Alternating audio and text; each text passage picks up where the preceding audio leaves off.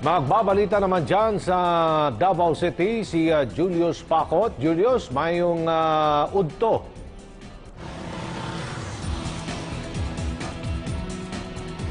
Mayong udto, Aljo, halos nasa 80 na mga pamilya ang apektado sa nangyaring pagbaha dito sa Barangay New Bulatukan sa bayan ng Makilala sa North Cotabato.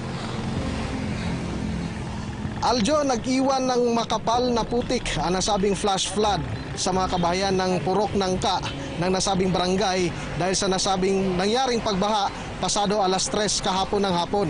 Ayon sa mga residente na nabigla na lamang sila nang rumaragasa ang mga tubig mula sa bukid na may kasamang mga kahoy.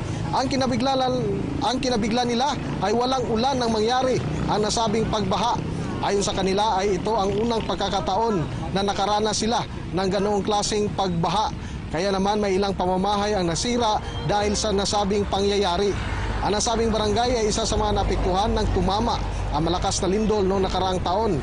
Samantala, patuloy naman ang ginagawang pagkumpuni ng mga personahe ng DPWH Region 12 sa nasira na riprap ng Bulatukan Bridge na nasira dahil sa nasabing flash flood.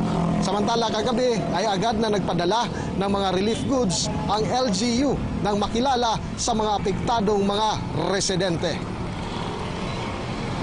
Aljo, sa kasalukuyan naman ay maganda ang takbo ng panahon dito sa Makilala, North Cotabato. At yan ay ang pinagdadarasal ng mga residente dito sa Makilala, lalong-lalo na ng mga residente sa apektadong barangay ng nasabing pagbaha na sana ay pagtuloy-tuloy na ito.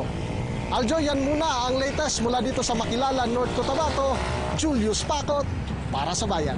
Salamat, Julius Pacot ng PTV Davao.